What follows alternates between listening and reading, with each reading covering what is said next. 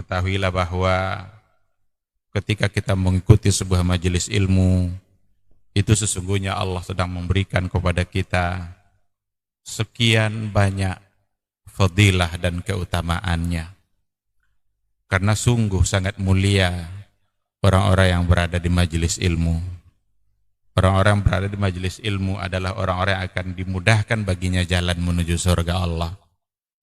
Dalam hadis dikatakan oleh Rasulullah sallallahu alaihi wasallam, "Man salaka tariqan yaltamisu fihi ilman, sahalallahu lahu tariqan ilal jannah." Barang siapa yang menempuh satu jalan di mana tujuannya adalah untuk mendapatkan ilmu, maka Allah akan mudahkan baginya jalan menuju surga. Surga itu perlu iman, dan mendapatkan surga itu perlu ilmu. Maka di majelis ilmulah kita bisa menumbuhkan iman kita, dan di majelis ilmulah kita bisa mendapatkan ilmu pengetahuan. Maka sering-seringlah menghadiri majelis yang bisa menambah iman kita dan juga bisa menambah ilmu, agar surga Allah itu benar-benar semakin dekat dengan kita bersama.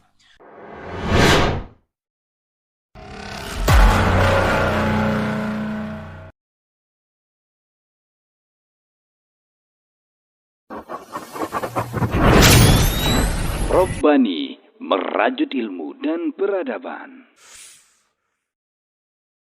Majtama'a qaumun fi baitin min buyutillah yatluna kitab Allah wa yatadarasunahu fima bainahum illa nazalat alaihimus sakinah wa ghasyiyatuhumur rahmah wa haffat bihimul malaikah wa dzakarahumullahu fiman indah. Tidaklah suatu kaum duduk di salah satu rumah Allah, membaca ayat-ayat Allah dan sama-sama mempelajarinya, kecuali turun kepada mereka as-sakinah, ketentraman dan kenyamanan. Wa ghasyiyatuhumur rahmah, dan mereka diliputi pula oleh rahmat, kasih sayang dari Allah Subhanahu wa taala. Wa haffat bihimul malaikah, dan mereka pun dikelilingi oleh para malaikat, karena malaikat suka majelis-majelis zikir dan ilmu. Wa dzakarahumullahu fiman indah, dan Allah akan banggakan sebut-sebut mereka. Bismillahirrahmanirrahim. Assalamualaikum warahmatullahi wabarakatuh. Innal hamdalillah nahmaduhu wa nasta'inuhu wa nastaghfiruh wa na'udzu billahi min syururi anfusina wa min sayyiati a'malina. May yahdihillahu fala mudhillalah wa may yudlilhu falan tajida lahu waliyyan mursyida. Asyhadu an la ilaha illallah wahdahu la syarikalah wa asyhadu anna Muhammadan abduhu wa rasuluh la nabiyya wa la rasula ba'dah. Ikhwati fillah, ma'asyiral hadirin wal hadirat, bapak-bapak, ibu-ibu, kaum muslimin dan muslimat, mudah-mudahan kita semua senantiasa dilindungi oleh Allah Subhanahu wa ta'ala. Mari sama-sama kita awali kajian kita dengan mengucapkan puji dan syukur kepada Allah Azza wa Jalla untuk semua nikmat yang selalu ada dalam setiap detik hidup yang kita jalani. Kapan dan dimanapun kita berada, di saat itu pasti ada nikmat Allah yang menyertai kita. Oleh karena itu, jangan sampai nikmat yang diberikan oleh Allah justru kita gunakan untuk bermaksiat, kita gunakan untuk menjauhkan diri kita dari yang memberikan nikmat. Harta itu nikmat yang sangat menyenangkan, tapi berapa banyak orang yang hartanya habis untuk menambah jumlah dosa. Umur yang diberikan oleh Allah itu adalah nikmat, tapi ada banyak hamba Allah yang umur yang diberikan oleh Allah itu justru habis untuk menambah catatan dosa. Ini tentu saja satu hal yang sangat tidak wajar, sangat tidak pantas. Walaupun dulu sebenarnya Rasulullah Shallallahu Alaihi Wasallam sudah menggambarkan dalam sebuah hadis qudsinya akan terjadinya hal seperti itu, di mana Allah mengherankan hambanya, perilaku hambanya. Yang diherankan oleh Allah itu adalah ketika nikmat Allah turun setiap saat kepada hambanya, dan ternyata catatan dosa hamba itu justru setiap saat juga sampai naik ke atas arasy sana. Oleh karena itu jadilah hamba yang syakirin, hamba yang bersyukur, untuk kemudian Allah berjanji akan menambah nikmat bagi siapa saja yang bersyukur. La in syakartum la azidannakum wa la in kafartum inna azabi lasyadid. Sama-sama kita berselawat dan salam untuk Rasulullah sallallahu alaihi wasallam. Allahumma salli ala Muhammad wa ala ali Muhammad. Mudah-mudahan kita semakin mencintainya. Apalagi di bulan Ramadan, bulan mulia, bulan cinta. Bulan yang sangat tepat untuk membuktikan cinta kita kepada Allah dan kepada Rasulullah sallallahu alaihi wasallam. Kenapa kita harus mencintainya? Karena dia sangat mencintai kita. Kenapa kita harus merindukannya? Karena beliau sangat merindukan kita. Mudah-mudahan kita semua bisa mendapatkan syafaatnya di yaumul mahsyar. Amin, amin ya rabbal alamin. Ikhwati fillah, ma'asyiral hadirin wal hadirat, rahimani Allahu wa iyyakum. Untuk tausiah kita pada malam hari ini, sesuai dengan yang diamanahkan kepada saya, kita akan mencoba untuk melihat halus salaf ma'al Quran. Bagaimana keadaan orang-orang salaf dulu bersama Al-Quranul Karim. Kita akan membicarakan satu sosok, figur, orang yang termulia setelah Rasulullah Sallallahu Alaihi Wasallam, yaitu Abu Bakar As-Siddiq. Karena adalah beliau bagian dari min ulama is-salaf. Bahkan Abu Bakar adalah imamnya para ulama salaf setelah Rasulullah Sallallahu Alaihi Wasallam. Kemuliaan Abu Bakar itu sesuatu yang sudah dikenal oleh semua orang. Tidak ada yang tidak mengenalinya. Dan beliau memang mendapatkan berbagai momen tertentu yang di situ membuktikan kemuliaan-kemuliaannya. Ketika ia ingin ikut bersama sahabat-sahabat yang lain untuk hijrah, Rasul menahannya dulu. Sabar dulu, wahai Abu Bakar. Ada saatnya nanti kamu akan hijrah. Ditunggulah kesempatan itu oleh Abu Bakar As-Siddiq, yang ternyata beliau dipilih oleh Allah untuk menemani Rasulullah Sallallahu Alaihi Wasallam dalam perjalanannya menuju kota Madinah dari Makkah. Itulah salah satu dari bukti keagungan dan kemuliaan sosoknya yang namanya Abu Bakar. Ikhwati fillah, kata Rasulullah sallallahu alaihi wasallam, "Lau kuntu muttakhidan min ummati khalila, latakhastu Abu Bakrin khalila." Kalaulah seandainya boleh mengambil kekasih dari umatku, maka Abu Bakarlah orangnya. Walakin, tetapi tidak kekasih dalam artian itu, yang ada adalah ukhuwatul Islam, yang adalah saudara sesama Islam. Karena kekasih itu berarti sesuatu yang khusus, yang diberikan untuk Allah dan untuk Rasulullah Sallallahu Alaihi Wasallam. Tapi kalaulah boleh mengambil khalil dari umatku, hanya Abu Bakarlah yang paling pantas untuk mendapatkan kedudukan itu. Dalam satu riwayat juga dikatakan, "Ma li ahadin indana yadun illa kafa'nahu ma khala Abu Bakar, fa inna lahu indana yadan yukafi'uhu Allahu biha yaumal qiyamah."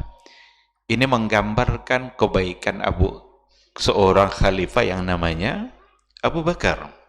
Abu Bakar As-Siddiq. Tidak ada satu orang pun di antara kami yang punya kebaikan illa kafa'nahu, kecuali kami bisa membalasnya. Illa au ma khala Abu Bakar, kecuali Abu Bakar. Fa inna lahu indana yadan, sesungguhnya beliau itu, Abu Bakar itu memiliki kebaikan, hal-hal yang mulia, yukafi'uhu Allahu biha yaumal qiyamah, yang hanya bisa membalasnya Allah yaumal qiyamah, pada hari kiamat. Ini ungkapan sahabat terhadap Abu Bakar. Oleh karena itu dua ungkapan tadi, yang pertama tadi adalah riwayat Imam Bukhari dan Imam Muslim, sedangkan yang kedua tadi adalah diriwayatkan oleh Imam At-Tirmidzi, dan kedua riwayat itu menunjukkan, menggambarkan betapa mulianya sosok yang namanya Abu Bakar. Tidak cukup kata-kata untuk melukiskan keagungan dan kemuliaan yang namanya Abu Bakar. Apa yang ada dalam lembaran yang akan kita sampaikan ini hanyalah sebagian kecil yang barangkali tidak akan mewakili siapa itu Abu Bakar. Kita khawatir dengan apa yang kita sampaikan pada malam hari ini, kita sangat tidak memberikan hak kepada seorang yang namanya Abu Bakar itu.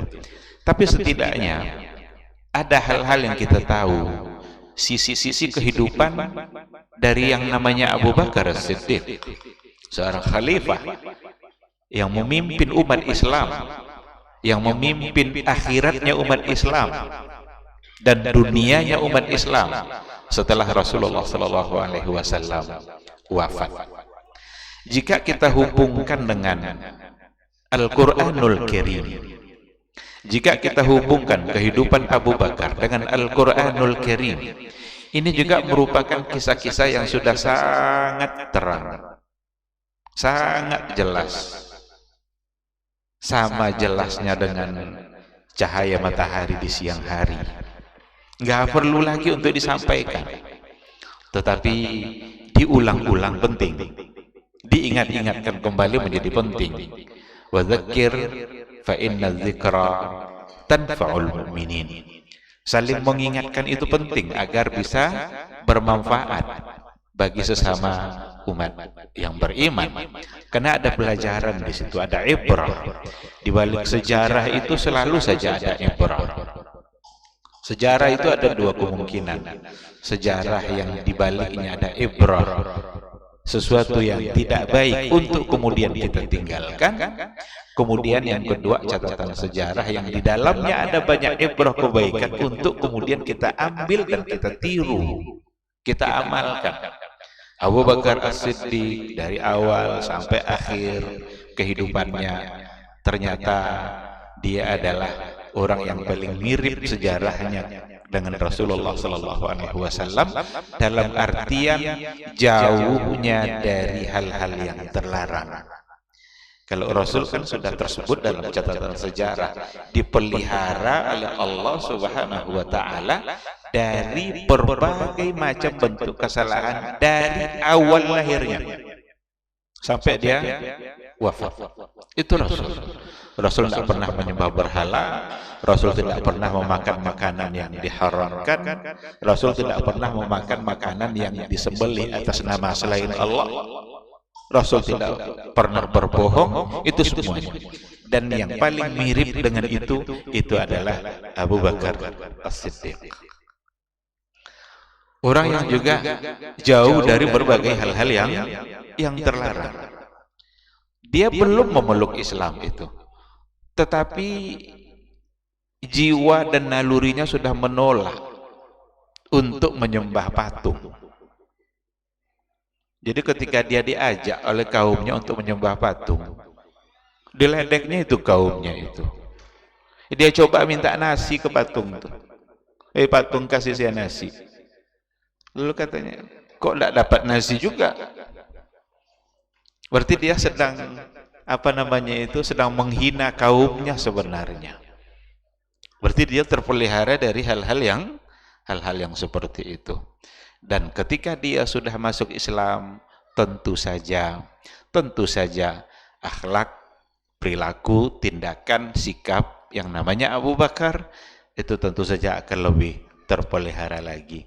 Karena beliaulah yang pertama menerima ajaran Islam yang dibawa oleh Rasulullah sallallahu alaihi wasallam setelah sebelumnya diterima oleh Khadijah Ummul Mukminin radhiyallahu anha.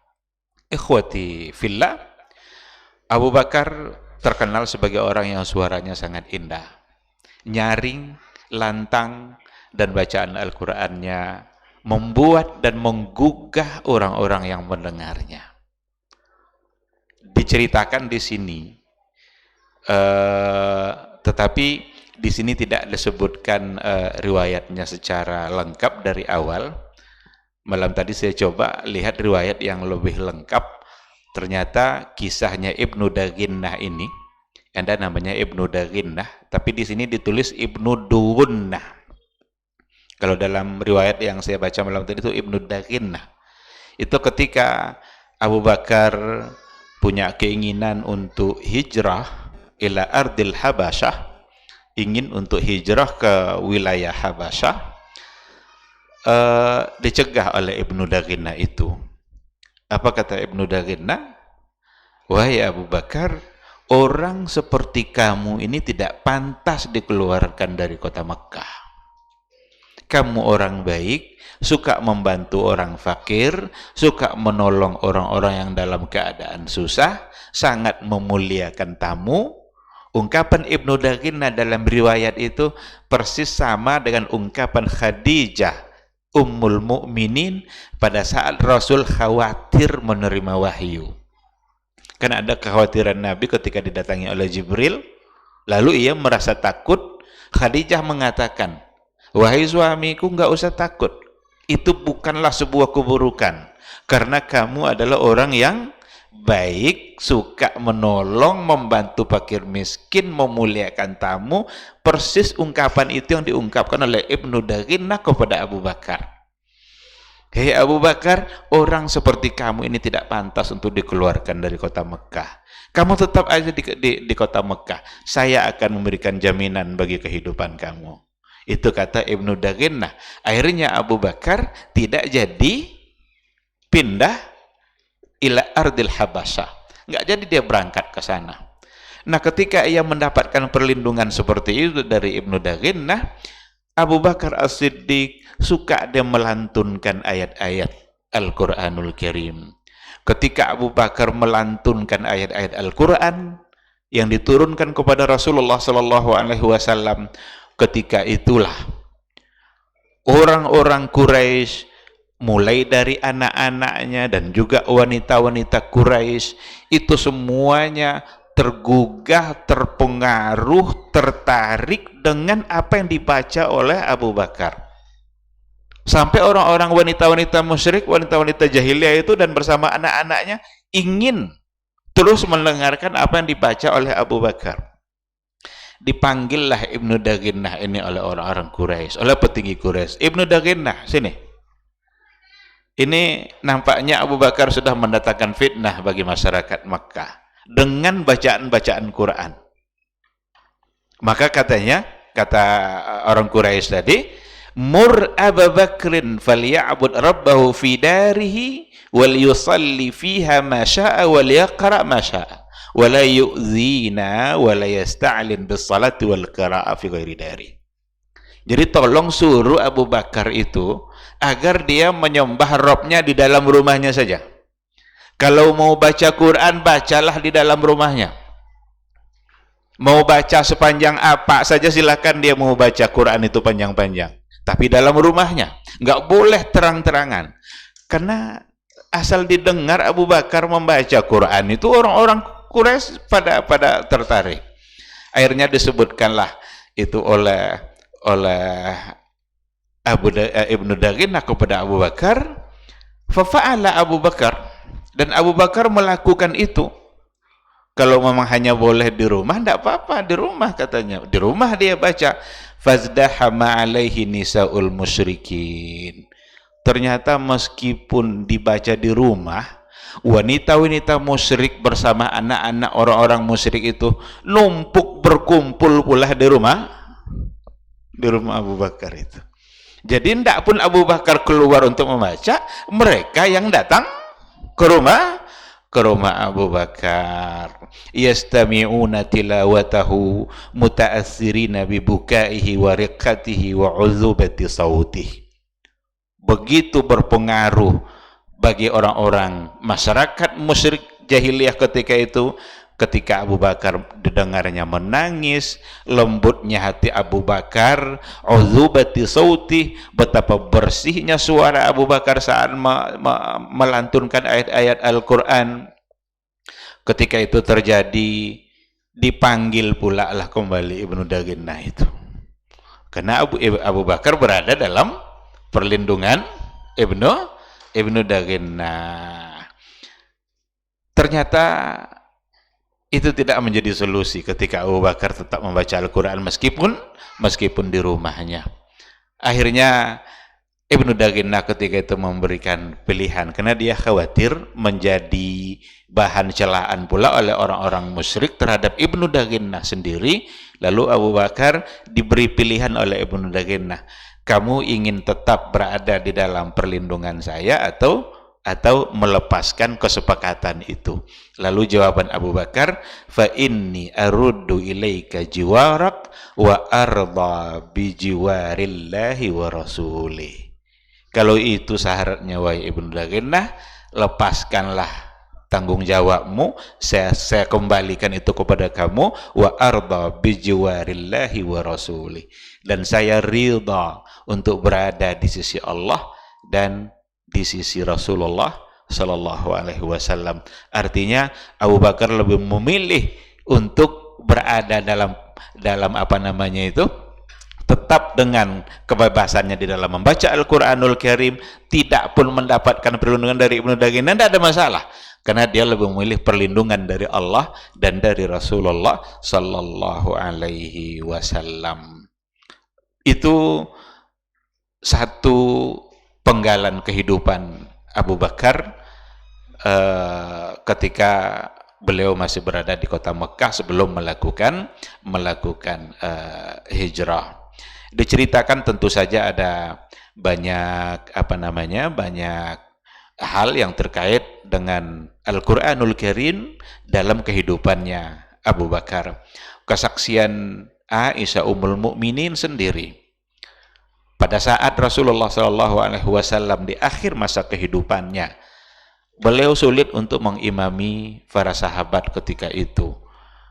Pada saatnya Rasulullah SAW memerintahkan agar Abu Bakar memimpin umat, memimpin sahabat di dalam sholatnya.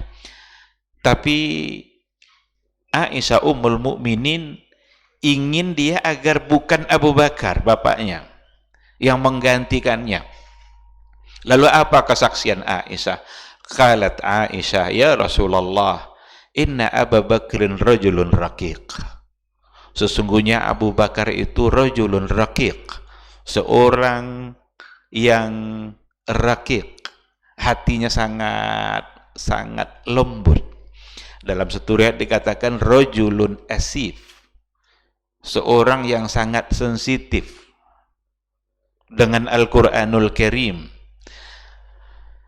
Iza qama maqamak, apabila ia menempati tempat kamu itu, berarti mengimami, karena tidak pernah ada yang berada di tempat itu kecuali Rasul, karena Rasul adalah imamul muslimin.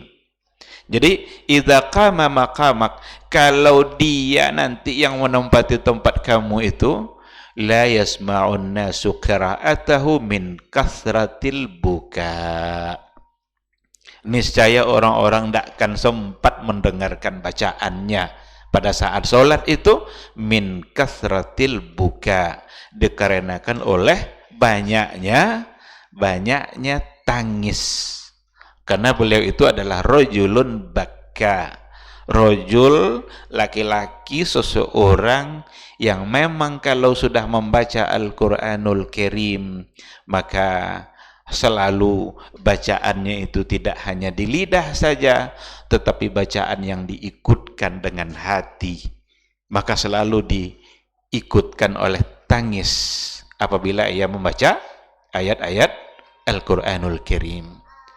Maka kalau dikatakan halus salaf ma'al Quran, keadaan orang-orang salaf bersama Al-Quranul Karim, maka salah satu dari keadaannya bahwa orang-orang salaf dulu, yang salah satu contohnya adalah Abu Bakar, apabila membaca Al-Quran, maka disitulah haqqa tilawati, benar-benar memberikan hak pada tilawahnya. Yang mana di antara hakut tilawah itu bukan sekedar ucapan oleh lidah, tapi bagaimana dia mentadabburi apa yang ada di dalam Al-Quran. Ikhwati fillah, ini menjadi penting. Tidak salah kalau seandainya kita punya target dalam bacaan Quran. Tapi kalau seandainya kita hanya fokus pada bacaan lisan, selalu saja yang kita incar-incar, berapa kali saya akan khatam Al-Quran, berapa kali saya akan khatam Al-Quran. Bagus, semakin banyak kita khatam Al-Quran. Tapi untuk ulama salaf, yang mereka kedepankan sebenarnya bukan sekedar bacaan, tetapi adalah bagaimana mereka mentadabbur apa yang mereka baca. Jadi generasi salaf dulu, apalagi pada generasi syariat masih diturunkan, wahyu masih turun, justru mungkin mereka tidak akan memikirkan bagaimana terus membaca khatam Quran, karena Quran memang belum khatam, belum diturunkan secara keseluruhan. Apa yang ada itu yang mereka baca. Oleh karena itu penekanannya ada pada tadabbur, ada pada mengamati, memahami, mencoba untuk menggali isi Al-Quranul Karim. Maka di sini dikatakan inna min taufiqillahi li'abdi. Di antara bentuk taufiknya Allah kepada hambanya itu ada pada beberapa hal. Yang pertama, ayyarzuqahu al-hikmah. Ketika Allah berikan rezeki padanya hikmah. Hikmah itu hakim, Allah hakim, bijaksana. Bijaksana dalam menyikapi sesuatu. Kemudian watsabat. Sabar itu istiqamah. Itu diantara bentuk taufiknya Allah dalam kehidupan seorang hamba. Kemudian juga wa husnil istidlal bi kitabillah, dan baiknya beristidlal dengan ayat-ayat Allah. Jadi ketika dibaca ayat-ayat Allah, ketika dibaca Al-Quranul Karim, dan ketika seseorang itu diberikan taufik oleh Allah, maka salah satu dari bentuk taufiknya itu adalah husnul istidlal. Baik dia dalam beristidlal. Istidlal itu dalam bagaimana ia mengetahui apa yang ada di balik ayat itu, apa yang ingin ditunjukkan oleh Allah melalui ayat itu. Dan yang keempat, wattazkiru bi ayatillah, mudah untuk diingatkan dengan ayat-ayat Allah. Jadi kalau ada pada kita yang empat ini, al-hikmah, as-sabat. As-sabat itu istiqamah, husnul istidlal, baik kita dalam memahami ayat Allah, wattazkiru bi ayatillah, kita mudah diingatkan. Tazkir, memberikan peringatan, ingatan. Kita diingatkan oleh ayat-ayat Allah. Ketika dengar ayat Allah, kita langsung merasa tersentuh oleh ayat itu. Itu sesungguhnya adalah bagian dari taufik Allah dalam kehidupan kita. Dan keempat-empat ini ada pada Abu Bakar. Yang keempat-empat ini ada pada Abu Bakar As-Siddiq. Salah satu contohnya ketika Rasulullah Sallallahu Alaihi Wasallam wafat. Ketika Rasul Sallallahu Alaihi Wasallam mengakhiri kehidupannya, sahabat pada menangis sedih, tapi Abu Bakar, saking cintanya Abu Bakar kepada Umar, maksudnya saking cintanya Umar bin Al-Khattab kepada Rasulullah, tidak sanggup dia menerima kenyataan itu, dan dia mengatakan bahwa Rasul tidak wafat. Dikeluarkannya pedangnya. Jangan coba-coba bilang Rasul wafat. Dia tidak wafat. Dia sama seperti Nabi Musa, dipanggil oleh Allah 40 hari nanti balik lagi. Begitu Umar mengatakan seperti itu, semua ketakutan. Tetapi datanglah Abu Bakar, Faqala ijlis ya Umar. Duduk wahai Umar. Fa'aba Umar ayyajlis. Umar enggak mau duduk ketika itu. Dia bersikeras dan merasa benar. Ketika itulah Abu Bakar mengucapkan satu kata di hadapan umat Islam, amma ba'd faman kana minkum ya'budu Muhammadan fa inna Muhammadan qad mat. Siapa di antara kalian yang menyembah Muhammad, sungguh Muhammad telah wafat. Wa man kana ya'budu Allah fa innallaha hayyun la yamut. Tapi siapa yang menyembah Allah, sesungguhnya Allah selamanya akan hidup dan dia tidak akan pernah mati. Kesimpulan itu diambil oleh Abu Bakar dari sebuah ayat, wa ma Muhammadun illa rasulun qad khalat min qablihi rusul afa immata au qutil. Afa immata au qutil. Dari kata-kata afa immata ini nampak husnul istidlalnya seorang yang namanya Abu Bakar. Dari situ dia memastikan bahwa Rasul suatu saat pasti akan mati. Kata Umar, enggak kuat kaki saya menahan badan saya. Sampai akhirnya saya ahwi ilal ard, terjatuh ke bumi. Dan seolah-olah saya tidak pernah membaca ayat itu, seolah-olah saya tidak pernah memahami ayat itu, kecuali setelah dibacakan oleh Abu Bakar As-Siddiq. Ini namanya husnul istidlal. Betapa Abu Bakar As-Siddiq adalah orang yang mendapatkan taufik dari Allah. Dan salah satu dari bentuk taufik Allah itu ada pada husnul istidlal. Ketika dia diberikan kemampuan yang begitu baik di dalam memahami ayat-ayat Allah Subhanahu wa ta'ala. Itu jugalah sebabnya Abu Bakar As-Siddiq kalau dia berkhutbah, tidak pernah dia panjang-panjang dalam khutbahnya. Bahasa yang sangat singkat.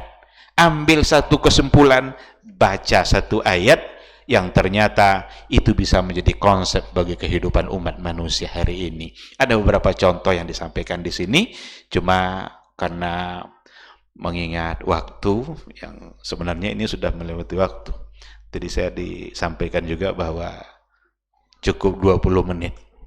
Nah sekarang sudah lebih dari 20 menit. Oleh karena itu saya tidak akan ambil lagi contohnya, tapi silakan kembali kepada buku Halus Salaf Ma'al Quran.